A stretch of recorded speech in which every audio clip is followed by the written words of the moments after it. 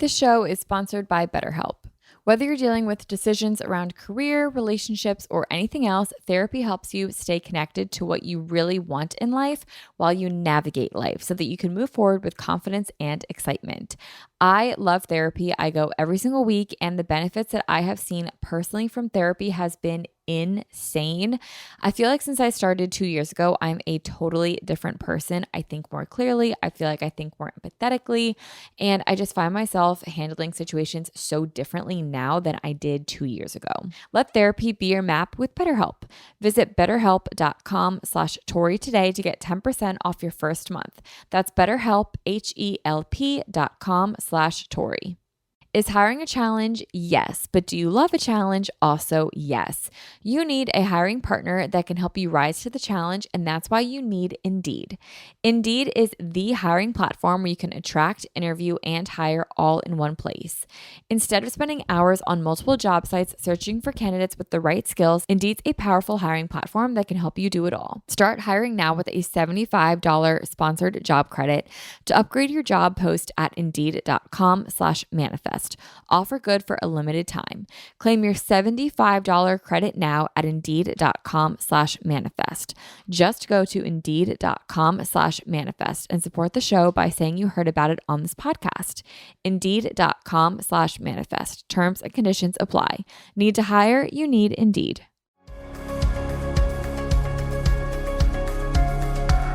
Hey guys, welcome back to another episode of Manifest with Tori DeSimone. I'm your host, Tori DeSimone, and this actually take two of this episode. I was about 3/4 of the way done, and then I checked over at my recording device and it stopped recording after 2 minutes. So I only got 2 minutes of the last episode, but it's gonna be totally fine because this one's gonna be even better.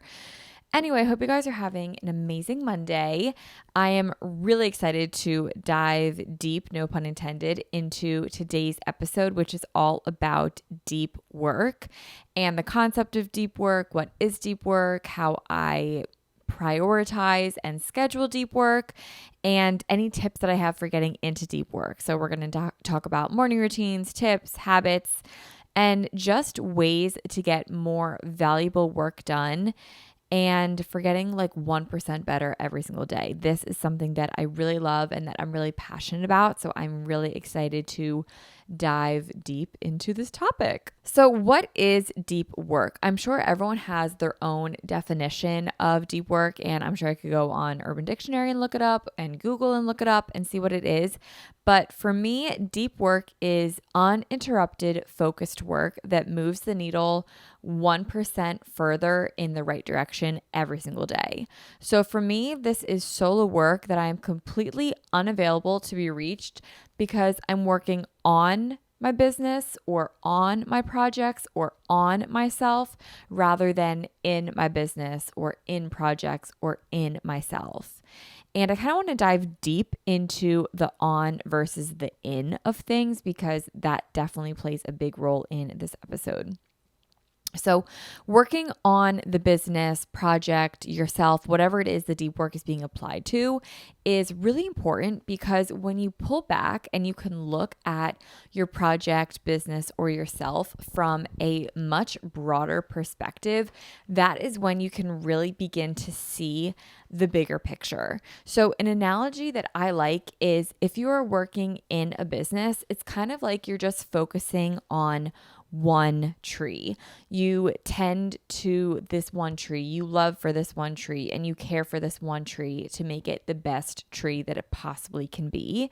But when you work on the business or on a project or on yourself, you pull back and you can now see the entire forest that this one tree is just a part of. So putting all of my time and energy and resources into this one tree when there's really a whole entire forest that I have to tend to really puts things in perspective. And it just reminds you that like, okay, this one tree is important, but it's not the most important thing. It's really tending to the whole forest and just pulling out and seeing the much broader picture.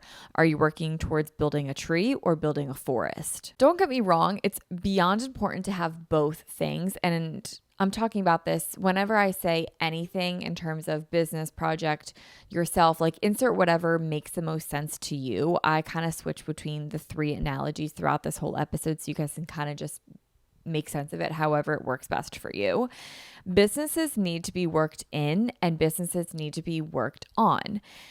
Deep work, however, just focuses on the working on of a business. And if you're a solo entrepreneur, you definitely need the division of work between on and in because you're responsible for doing both things and they both need to happen in order for a business to thrive.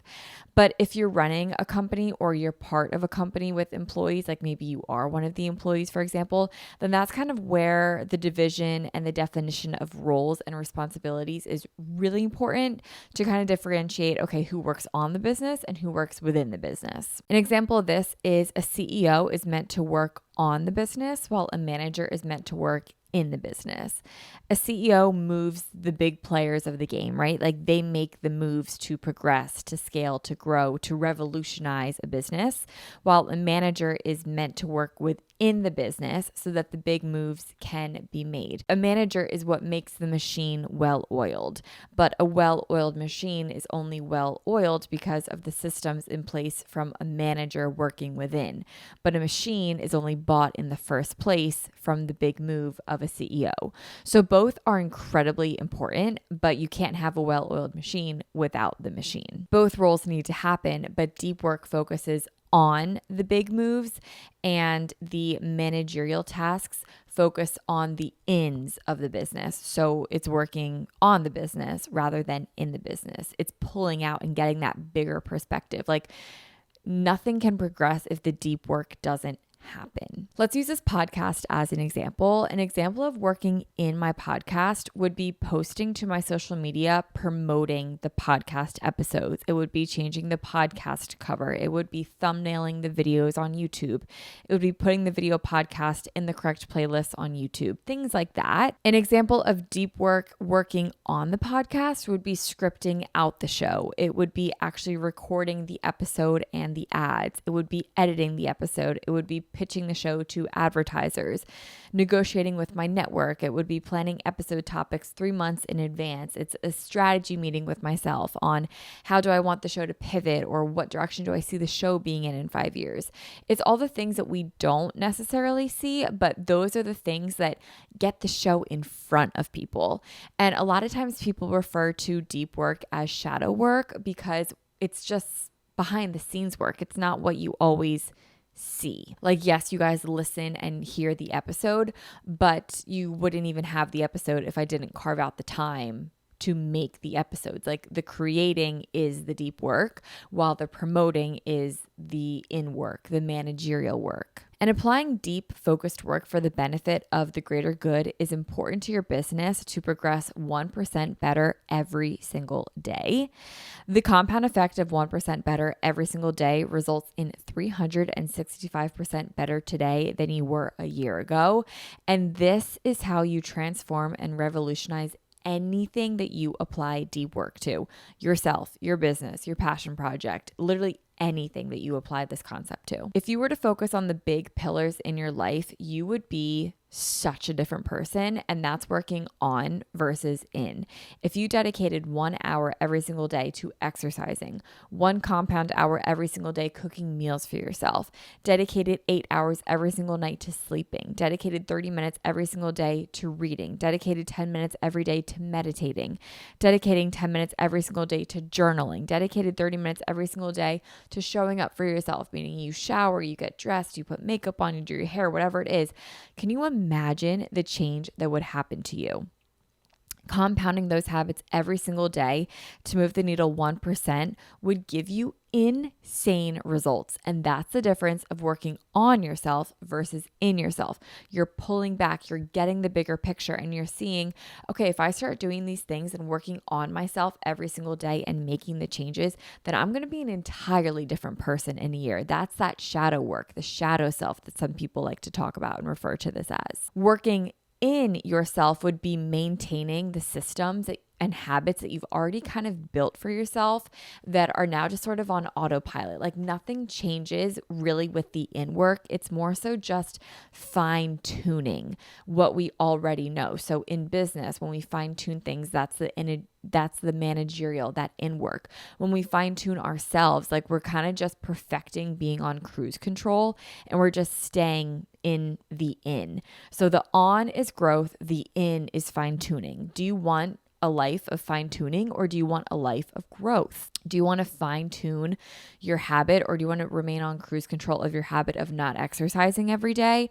Do you want to fine tune or maintain your habit of only getting 5 hours of sleep each night because you stayed up too late watching Suits? Do you want to fine tune your habit of only drinking 1 glass of water every single day? Do you want to manage what you already have in your life and do you want to manage it so perfectly that it never really grows and you just have the system that's on autopilot every day and cruise control and you don't really have to think about it? Or do you want to pull back and look at the bigger picture and make a change? Doing this now and making a change now has compound effects much later on in life. Like that's the thing with the deep work is you don't necessarily get the instant gratification of it, but you get the long-term compound, incredible, transformative effects from it. So if you make these changes now, like let's say you start working out every single day for 1 hour every single day, maybe this means that when you're 80 years old and you're playing with your grandkids, you'll be able to get up off the ground without any help. Maybe when you're 50, you won't have the financial freedom to retire and travel the world because you never changed your money habits now, or because you never went for that big goal that you wanted to do, or the promotion or the job, or start that business that you wanted to do because you were just content in cruise control your whole life. You always were just stuck in the in parts of your life. You never applied the deep work to change, to grow, to revolutionize. So now when you're 50, you're just kind of stuck at the same place you've always been. Maybe you want to start a business, but you're 35 and you focus too much on the in all the time. And now you don't have the same energy or risk aversion that you had when you were in your early to young 20s to build the businesses that you've always wanted to. Pulling back and applying that deep work, that shadow work to yourself, your business, your passion project, whatever it is, it's going to pay off in the long run because it's a long game. It's about making the big compound moves through dedication and uninterrupted work. So for the purpose of this episode, I apply this to my business, but this concept can be applied to anything in your life. I definitely find it easier to talk about it in the context of business because I schedule deep work that way in my calendar. But it's what allows for expansion and growth and change in my life. So that's how I'm going to kind of refer to it throughout this episode. But like I said, just put in whatever works for you whenever I say deep work in terms of business. I feel like that doesn't apply to me, but training for a marathon does. Like that's your deep work. So whatever deep work is, just interchange it with however I'm saying it. So this is my deep work routine with all the tips, all the tricks, and all the tools that you need to get into deep work and to change your life 1% better every single day. This show is sponsored by BetterHelp. Whether you're dealing with decisions around career, relationships, or anything else, therapy helps you stay connected to what you really want in life while you navigate life so that you can move forward with confidence and excitement. I love therapy. I go every single week, and the benefits that I have seen personally from therapy has been insane. I feel like since I started 2 years ago, I'm a totally different person. I think more clearly. I feel like I think more empathetically. And I just find myself handling situations so differently now than I did 2 years ago. If you're thinking of starting therapy, definitely give BetterHelp a try. It's entirely online and it's designed to be convenient, flexible, and suited for your schedule. All you have to do is fill out a brief questionnaire to get matched with a licensed therapist, and you can switch therapists at any time for no additional charge. Let therapy be your map with BetterHelp. Visit betterhelp.com/Tori today to get 10% off your first month. That's BetterHelp, HELP.com/Tori. Is hiring a challenge? Yes. But do you love a challenge? Also, yes. You need a hiring partner that can help you rise to the challenge, and that's why you need Indeed. Indeed is the hiring platform where you can attract, interview, and hire all in one place. Instead of spending hours on multiple job sites searching for candidates with the right skills, Indeed's a powerful hiring platform that can help you do it all. They streamline hiring with powerful tools that find you matched candidates. With the Instant Match, over 80% of employers get quality candidates candidates whose resumes on Indeed match the job description the moment that they sponsor a job, according to the Indeed Data US. One of the things that I love about Indeed is that it makes hiring all in one place so easy, because I can't even tell you the amount of hours that I've spent putting out that I'm looking for people, searching through tons of applications, and only a fraction of them really being like really quality candidates of what I'm looking for. With the instant match, I can put out what exactly I'm looking for, and only the people that match that get sent to me. And those people are typically the ones that I end up hiring. I've hired employees through Indeed, and also my boyfriend got his job through Indeed. So we use it on both ends of it, and it is such an amazing platform. I would be lost without Indeed. Candidates who you invite to apply are 3 times more likely to apply to your job than candidates who only use it in search, according to the US Indeed data.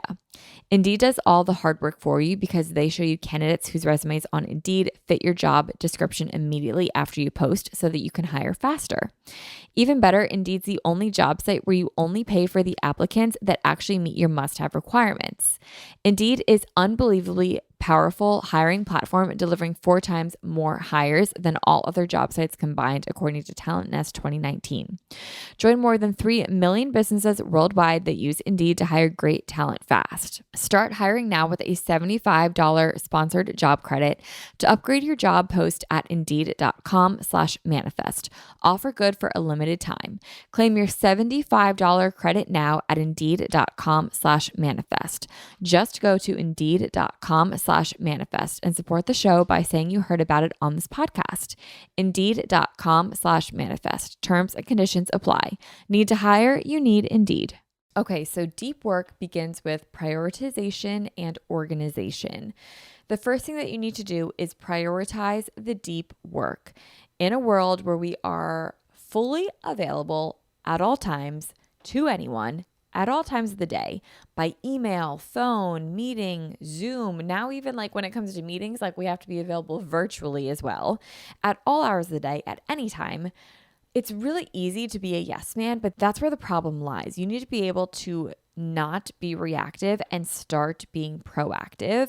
And this happens by choice. This happens by prioritization. And this happens by saying no. There are 3 simple steps for getting deep work done and getting 1% better every single day. Simple does not mean easy, but they are simple steps. Number 1, pick and prioritize. What is the most important project to you? Choose what that is and pick what needs to be done. For sake of this episode, I'm just going to use this podcast as an example. I know that every single Monday, a new podcast episode goes out. So I need at least 6 hours every single week to script and record the podcast. And then I need another 6 hours to edit, upload, and thumbnail the audio/video of this podcast. So that is 12 hours of work that I need to find time to do that work in my work calendar. So here is where I really narrow down what's most important to me, that I can grow and that I can nurture and that I can move the needle in the right direction. And this is where I encourage you to look into what is it that you want to become, or that you want to nurture, or that you want to move the needle 1% in the right direction every single day. Do you want to become a real estate agent? Well, then you need to schedule, let's say, 4 hours a day to study for your exam. Do you want to make $100,000 at your side hustle selling on Amazon? Well, then you need to dedicate, let's say, 3 hours a day packing orders, or 2 hours a week ordering inventory. Do you want to run a sub 4-hour marathon? Then you need to carve, let's say, 10 hours of training runs into your weekly calendar. Whatever your priority is, whatever your deep work is going to be, decide it, and then recognize that growth does not happen without a sacrifice of time. If you want a lifestyle that you've never had, you have to do things you've never done. And sometimes that means sacrificing saying yes to someone else to make them happy, and saying yes to yourself, and finding the time to do the deep work. Step 2 is to create the time in your calendar for deep work. This means that the deep work will be physically marked off in your calendar. It can say whatever you want. It could say busy. It could say record podcast. It could say edit podcast. It could say study. It could say run. It could simply say work. It could say literally anything that you want. So for the example that we're going to go off with, putting out a new podcast episode every Monday, if I wanted to do a knockout day, I know that I need 12 hours a week. So I could do 9 to 9 and just have it be one day a week great, I can get it all done in one day. But typically I like to divide it up into 2 days. Let's say I will record and script on one day. So that's like a Tuesday. That's 6 hours. Great. And then I will edit and upload the next day on a Wednesday for 6 hours. Great. That means that I need to block out 6 hours on Tuesday, 6 hours on Wednesday. And that's my 12 hours that I need every single week for this 30-minute to 1 hour podcast episode that you guys get every single Monday. That's kind of where the shadow work comes into play. Like you listen to a 30-minute episode, you assume it takes maybe 30 minutes to an hour to record, but there's so much more that goes into it. Like for this episode, it took 2 hours just to script it.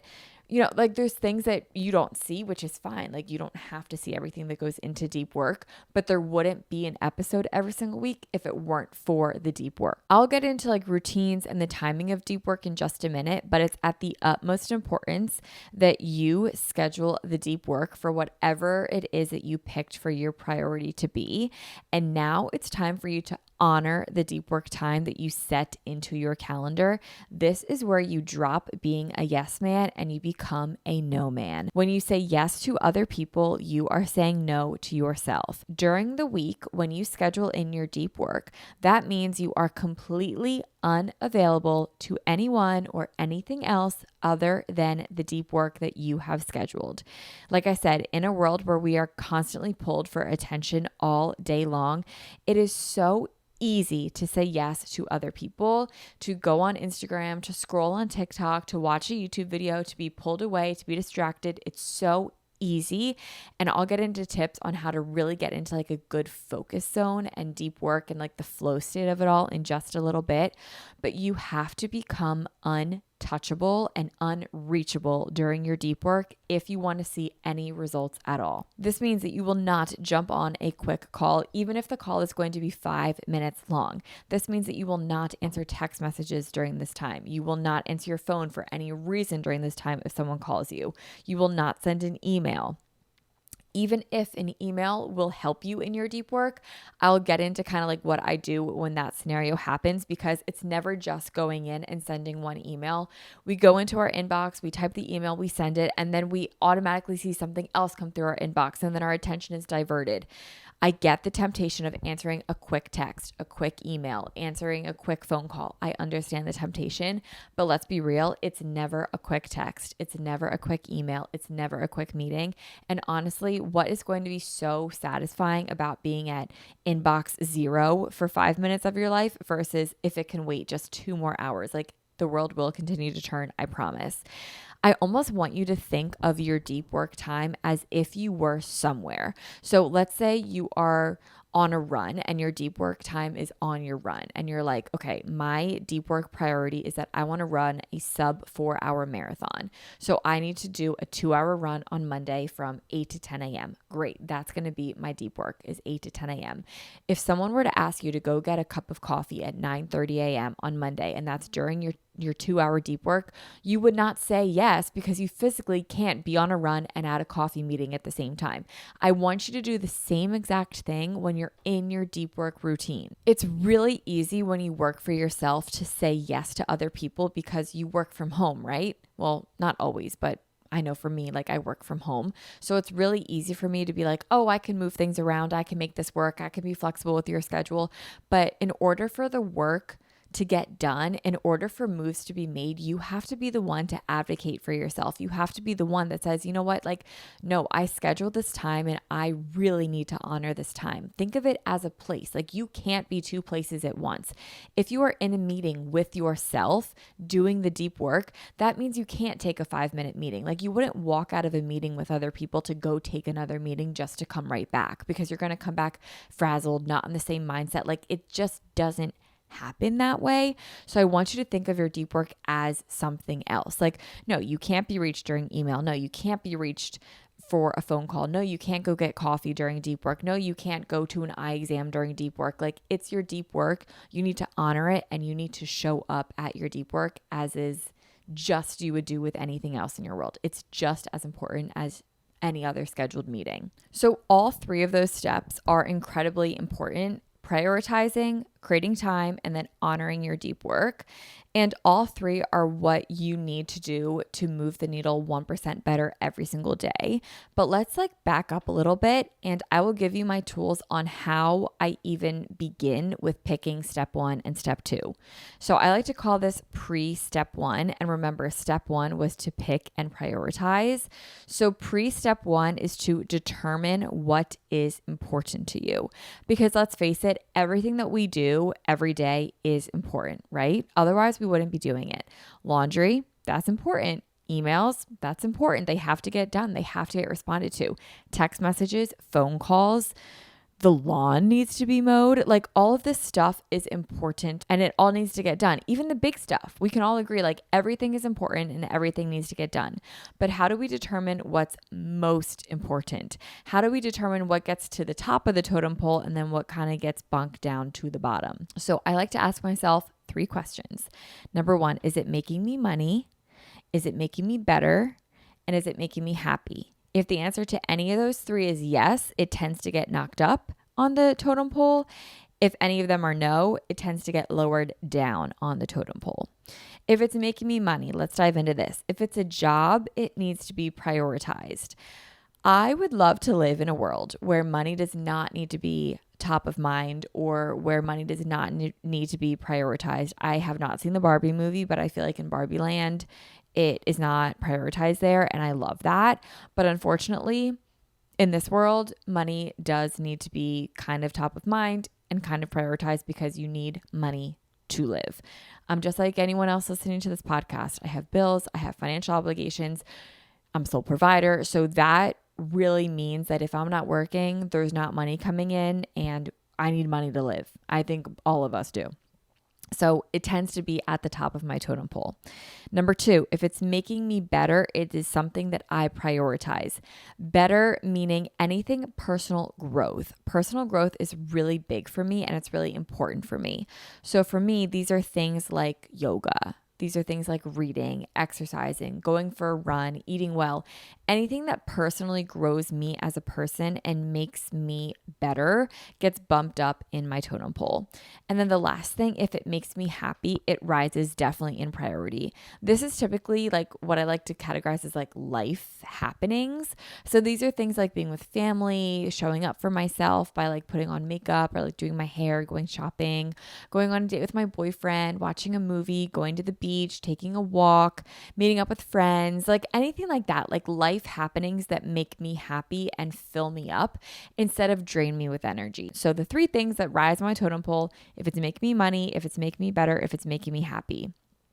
Everything else is important and it will get done, but it just falls lower on my list of priorities. This is about prioritization and not a decision. This is not a decision of do I want to grow my business or do I want to have a clean shirt to wear to the gym? Both things have to happen. I do want to grow my business and I want a clean shirt to wear to the gym. It's just the order in which these things happen. So after you determine your priorities, then we go back to step 2. And remember, step 2 is creating the time in your calendar for deep work. So I like to call this pre-step 2, which is finding the time in your calendar for deep work. So this is where I study my week and I become really intentional with where my time goes. We all have 24 hours a day, but it's how we maximize those 24 hours each day that makes the time really valuable. So I like to do this a few ways. Firstly, I like to do a Sunday night weekly planning session with myself. This is one of my favorite things ever. I look forward to doing this every single Sunday night. It makes me so incredibly happy. So I look at my week ahead of me and I see where naturally I just have big chunks of time. No one's really going to know your calendar and your schedule as well as you will. So I think most of us will have a pretty good idea of when we're typically free each week. So you typically already have a good idea of when you're going to be available for deep work and then when you're not going to be available for deep work. But what I really like to do with this is I know, for example, with the podcast that I'm going to leave my Tuesdays and Wednesdays open so that I can have 6 hours of deep work on Tuesday and 6 hours of deep work on Wednesday. Now, this is when, I'll block that off in my calendar. I'll write script and record, and then on Wednesday I'll write, edit, and upload. Okay, great. So that's what I'm doing on those days. I'm not going to schedule any meetings in those times. I'm not going to schedule literally anything in those times because I've made that commitment to myself and I'm going to honor that commitment.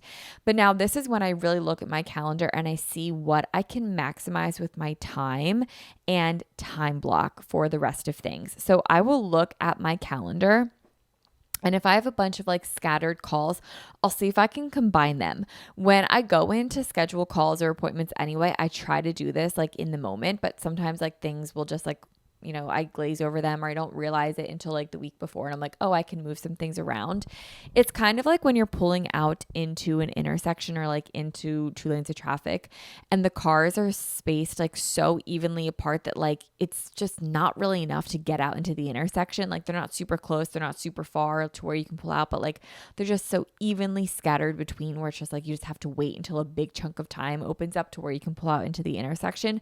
That's like what this is. Like if I have a call at 1 and then a call at 3, it's like an hour and a half in between each call, let's say. But realistically, like it's not really enough work to get into like a very deep workflow. So maybe I can move the 3 p.m. call up to a 1:30, or maybe I can move the 1 p.m. call to a 3:30 or to 2:50 or to 2:45 or something like that. Like I'll just try and time block all of my calls together and batch them all together.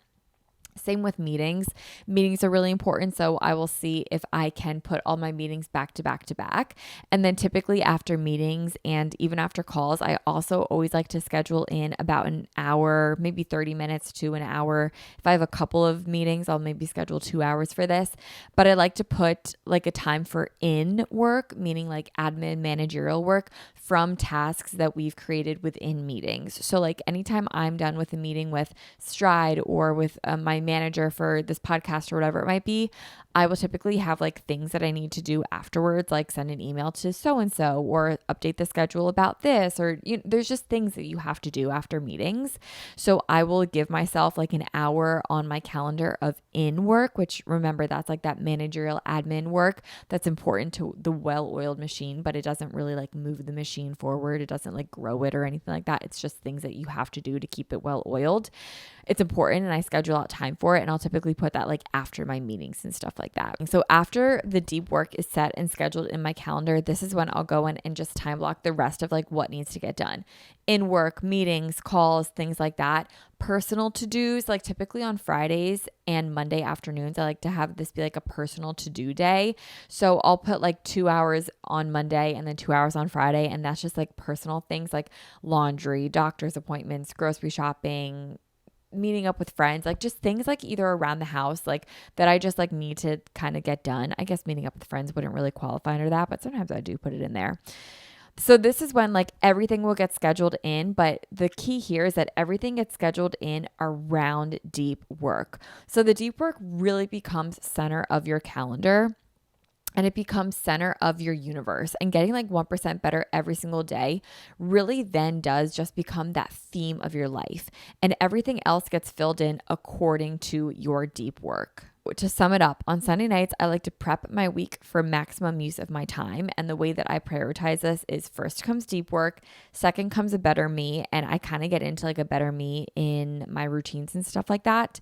My third is the in work. My fourth is happiness. And that's like life. I don't like typically saying that like life happens fourth on like my totem pole of things, but it's just kind of like prioritization. Like I like to I make sure my deep work has time. You know what I mean? That's really what I'm trying to say. My deep work has time.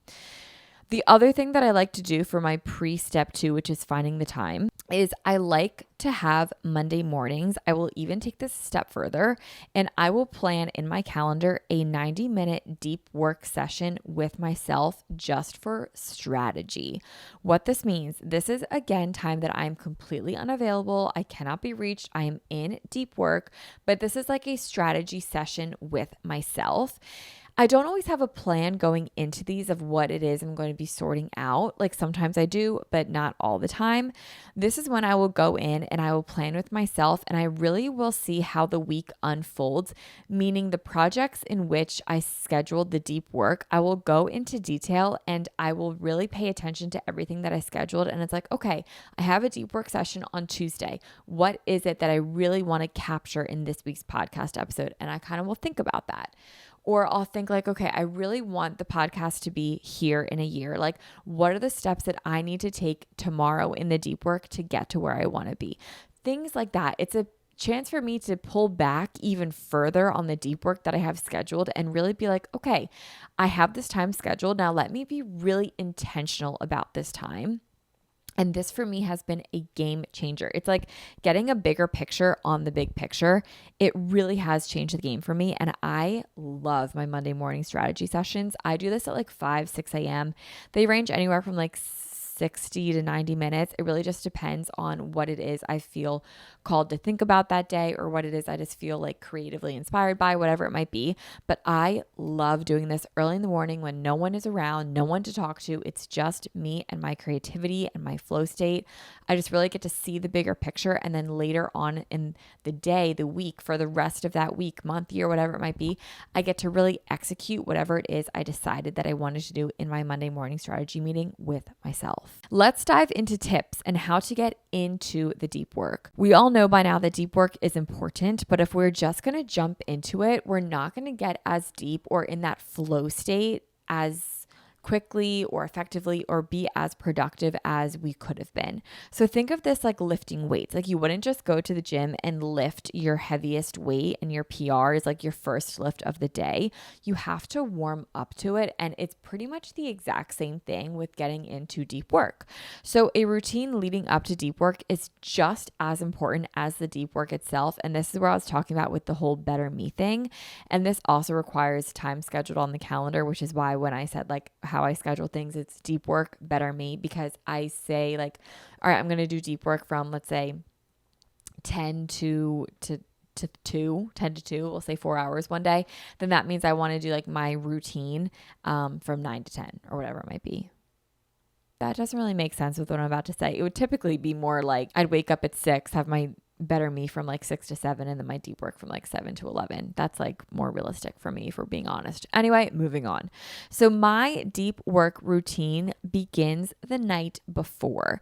And this begins with getting a good night's sleep, because sleep is so important when it comes to getting into a good deep work flow state. Growing up, I know we always heard this in school, at least I did, like before SATs, ACTs, and like in Pennsylvania, we're required to take a test called the PSSAs. And before any big test, I always just remember at school, there would be like, get a good night's sleep and eat a good breakfast on the day of. And I will touch on the whole breakfast thing in just a minute, but it really does begin the night before and getting a good night's sleep. When you are fully rested and you have 8 hours under your belt or whatever it is that you feel like you need for good sleep, you can work so much better, so much more efficiently, so much more productively, and very clear-headed. Like when I'm really tired, maybe I'll have an adrenaline rush that carries me through, an hour or two of work, but I get so drained and so burnt out. But when I get a good night's sleep, I really feel like I can just work a lot better, longer, and I get more creative and I get more lost in it. So getting a good night's sleep is really important.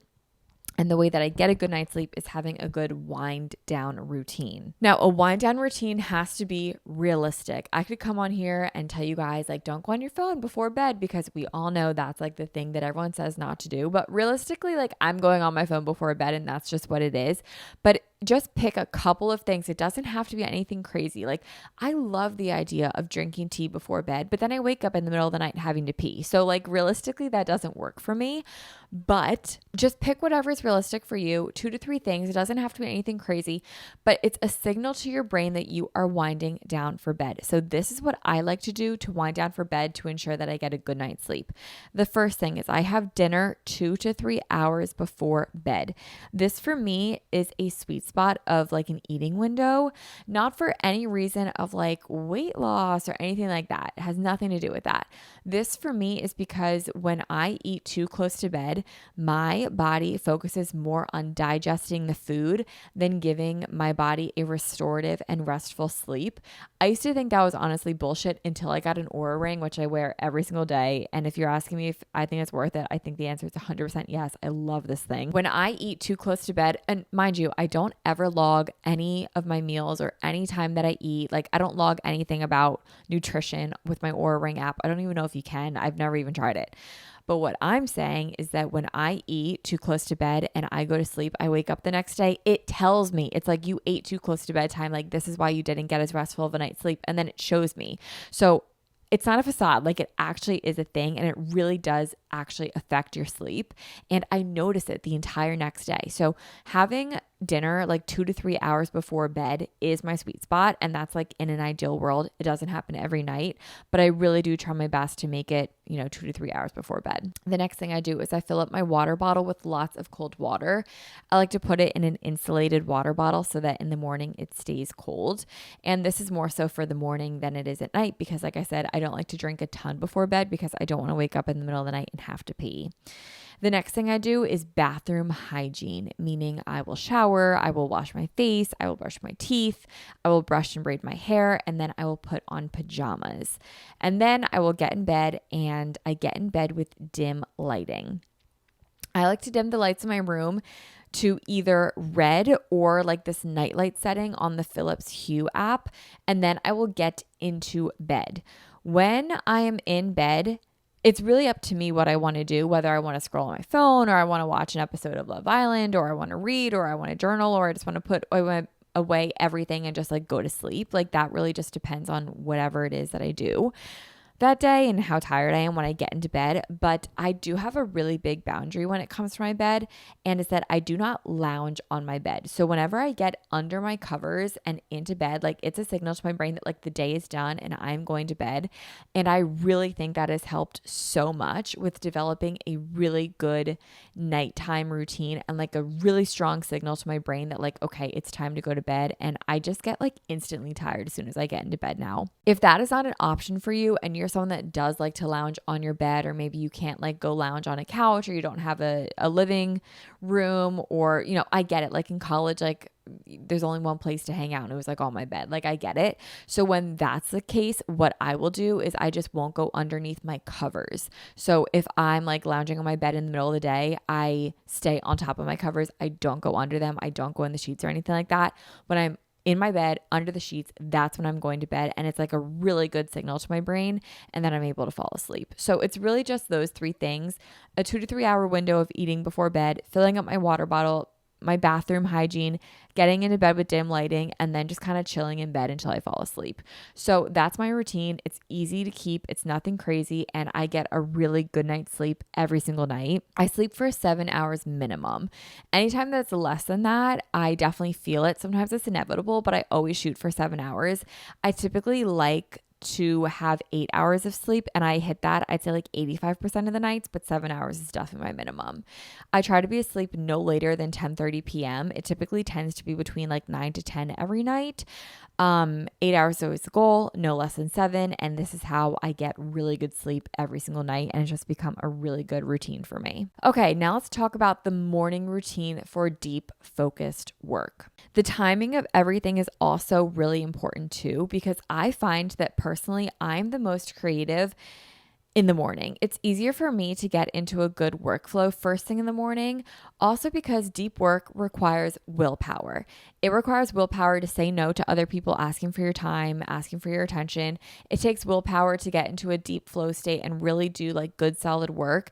And as the day goes on, willpower is like a muscle. So as you kind of procrastinate using that muscle later in the day, it gets harder and harder and harder to practice willpower because we become depleted of it throughout the day. So that's why like if I put off my deep work until the end of the day, like I typically won't do it. Like I'll just be like, oh, I'll just do it tomorrow. And then everything gets pushed off. Like when I train for runs and stuff, if I schedule a run that's not first thing in the morning, like I'm just simply not going to do it because I just don't have the willpower at the end of the day. So I always like to do my deep work first thing in the morning or in the morning, like before noon is when I like to have my deep work. So in a perfect world, this is what I do every single day. Obviously not every single day is the same, but I'm lucky enough where I get to control my schedule. So most months out of the year, this is how my deep work routine looks. First thing I do is I wake up. Next, I will brush my teeth and put contacts in. This is a really big signal that my day is beginning. I find that if I don't brush my teeth first thing or I keep my glasses on, it's almost like I'm still in sleep mode because I only wear my glasses when I go to bed. Like I wear contacts throughout the entire day, all the other times of the day. So if my glasses stay in, it's almost like I'm like not even like really starting my day yet. So this is a really big thing for me. The next thing that I do is read. And right now I'm really into spirituality and the practice of yoga, meaning I'm really learning a lot about it. So I like for the first thing that I read in the morning to be educational content.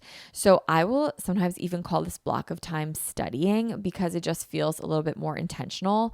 And I just like feeling like I'm studying first thing in the morning. It gets my brain activated. It makes me feel accomplished and really good. So I study for about the first 10 to 15 minutes of the day. This just means that like I'll read a chapter of the book that I'm currently working through, and then I will stop, put it down, think about it, and apply that lesson that I learned throughout the rest of the day.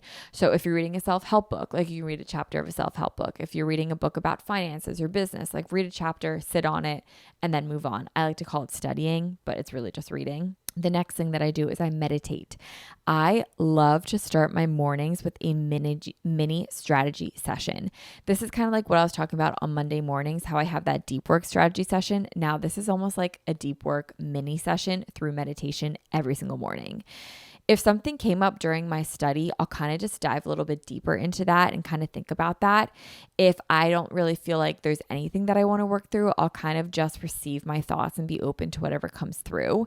If something is bothering me, I'll work on releasing it during this meditation, but this is really just a great time for me to get mental clarity on my day. The next thing that I do is I journal. This is where I will write down any thoughts, any callings, any recurring themes that might have come up during my meditation, or anything that's kind of just on my mind. I find that this is really useful, especially if I woke up feeling anxious or maybe I'm stressed out. Maybe I feel overwhelmed. Like there will definitely be days where I wake up and I feel like I just have a lot to do of like small little in tasks and like I don't have time for the deep work.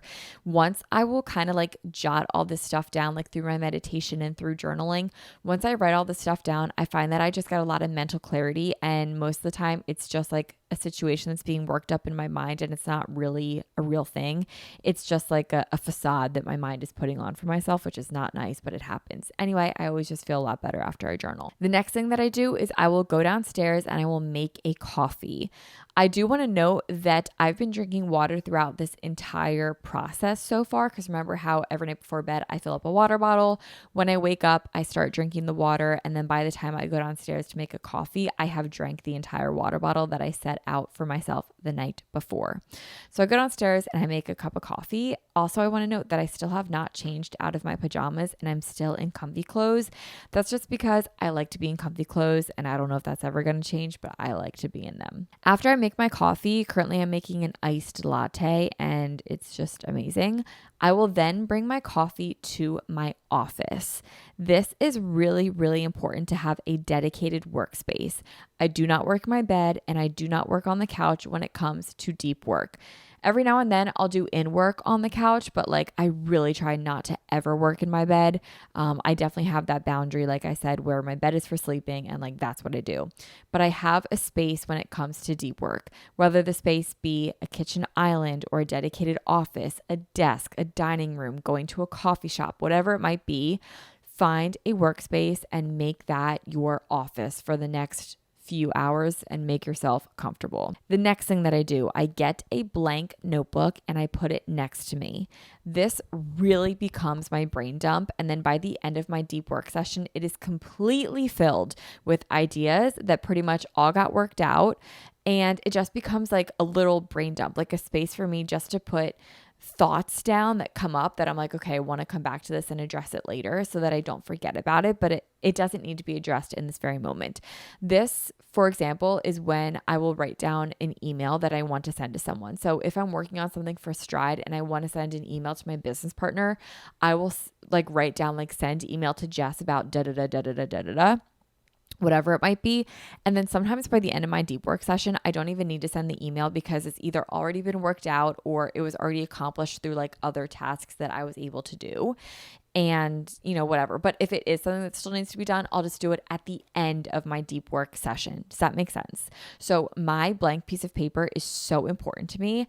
And I also work off of a blank piece of paper because I do not use my phone. I use my notes app for literally everything during the day, except for anything when it comes to deep work.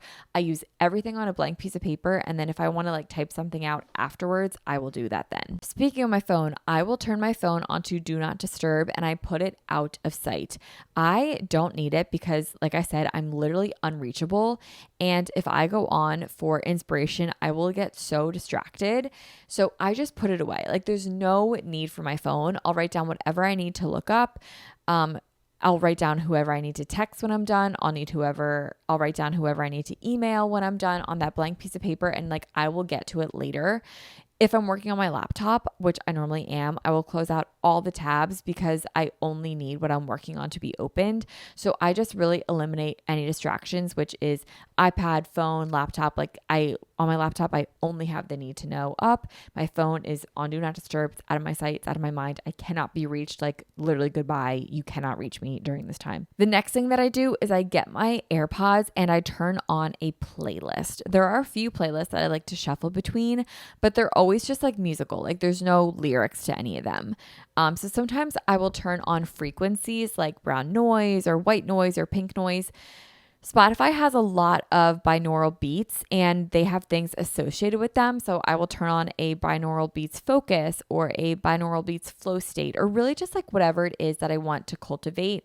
There's one for creative frequencies that I like to put on sometimes, but really I just like to have something in my ear, hence the headphones, with music playing. It's kind of just another level of me like shutting out the world to get something done. Like it's that signal of like, I'm unavailable. I'm in deep work. Like, don't talk to me. Like I'm in my zone. Like I'm literally in my zone.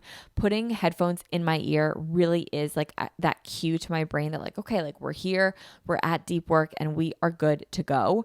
Also, if you're doing deep work in a shared space, like if you work in a WeWork or you're at a coffee shop or you're working downstairs and you have roommates or whatever it might be, wearing headphones is a really great signal to other people where it's like, hey, like I'm in the middle of something, like I can't be reached right now. Like I have my headphones in, like you can't, I'm unavailable. And then the last thing is that I work fasted when it comes to deep work. I find that I work the best and most creatively when I am fasted. So this is another reason why I do it first thing in the morning, because I typically don't really get hungry until like 11 or 12. So I find that I'm just incredibly creative and incredibly sharp mentally when I am fasted. And this has nothing to do, like I said earlier, with weight loss or anything like that. It's purely mental. I just find that I think very clearly. I think very sharply. I find that I get really deep into my creative work and it just works for me. This might not work for everyone. Some people really like having like a nice full breakfast before they get into deep work. But for me, this just works really, really well. So then after my bout of deep work, it ranges anywhere from 90 minutes to 4 hours or whatever it might be, whatever I've scheduled out that Sunday night before. After my deep work is when I will then eat something light like a banana and then go have a workout and then come home and have a full breakfast. I really like putting an end to my deep work with some sort of workout, whether it's going to yoga or going for a run or walking or taking a spin class or doing Pilates or like really any of those things is how we work out nowadays. And that to me is just like such a good signal to it, because I found that I was able to get a lot of work done, and then it really does kind of take me out of work mode and kind of just like back into the real world. And then after that, I have the rest of my day free to kind of do whatever it is that I want to do for the rest of the day. So sometimes this means that I will return to another bout of deep work, or I will move on to in work, or I will do like household things, or I'll do like personal to-dos, or I'll go meet up with a friend for lunch or something like that. But I find that as long as I schedule one bout of deep work, if not every day, 4 times a week, I have a really, really productive week that has definitely moved the needle 1% in the right direction. And you can have deep work in all avenues of your life. Like you could have a 2-hour deep work in the morning for running for a marathon. Then you could have a 4-hour deep work later in the day for your career. And then you could have a 1-hour deep work at the end of the day for a passion project, or a 1-hour deep work a day for cooking a meal for your family. Like deep work can be anything. It's essentially just like looking at the bigger picture, seeing like, okay, family dinner is really important to me because it cultivates a family community and culture. And like, I get to like see what's going on with my kids and my husband, like whatever it might be. And that might be your big picture. And that's really important to you. So that deep work means that like, no, you can't like schedule a call at 6 p.m. on Tuesday night, because like that's the time that you're with your family and you're having dinner. Like deep work can be anything. It doesn't just have to be work, but it just means that you're completely unreachable and you're untouchable because you're working on your business. You're working on your family life. You're working on yourself, not working in your life. You're not working in your family business. You're not working. Do you know what I mean? It's the on versus the in. The deep work is working on the on. Deep work, when done right, only needs a few hours each day, and it doesn't have to take over your entire day. It takes a small amount of time and a very focused amount of effort to get really big results. So I just have a few things that I want to leave you with when it comes to honoring your deep work. Number 1, saying yes to others is saying no to yourself. So get good at saying no and get good at honoring your time of deep work that you set aside. Don't be a people pleaser. Do what you need to do and people will understand, which brings me to my point number 2, which is people respect deep work if you tell them. It's up to you to communicate your boundaries. So simply say like, I'm unavailable from this time, but I can do XYZ to accommodate you, or that won't work for me. I'm so sorry. They will get the message. I mean, just think about it. Like, do you as a human being need to be told a million times that like someone can't do it? Or do you understand when someone's like, oh, I'm unavailable during that time? Like, do you ever push back? Do you ever fight it? And you're like, well, why? That doesn't make any sense. No. And that's not going to happen when you communicate your boundaries either. So if you just say when you're available and when you're unavailable, people will respect it, but you can't expect people to be a mind reader. Like if someone asks for your time or your attention or something from you during a bout of deep work, you can't be annoyed and be like, oh my God, like I'm deep working right now. Like they probably didn't know it. It's just up to you to communicate like when you're available and when you're not available. And the last thing is that you have to be okay with the fact that smaller tasks will sometimes just fall to the wayside, and that's just how it's going to have to be sometimes. Not everything can get done all the time, and that's just going to have to be okay. If this concept is a really hard pill to swallow for you, you're not alone, but I recommend that you read the book 4,000 Weeks by Oliver Burkeman. It's a really great work about productivity and essentially about like how not everything can get done and how you just have to be okay with it. All right, guys, I talked your ear off for the last hour, so I think that is enough from me about deep work. I really can't wait to see what you guys do with deep work, what projects come from it, what business come from it. And once you start prioritizing you and your deep work, you will be like so amazed at what your life can become. And I'm just really excited to see it. And I thank you guys so much for listening to this episode of Manifest with Tori DeSimone. If you enjoyed it, it really helps the show if you rate it 5 stars, share it with a friend, and all those good sorts of things. Thank you guys so much for tuning in. Thank you guys so much for listening. I have a new episode every single Monday. This is also up on YouTube, so be sure to go subscribe to the YouTube channel. It's almost at 1,000 subscribers, which is super exciting. I'll have it linked down below. And I love you guys. I'll talk to you guys all very soon, and happy Manifest Monday. Bye, guys.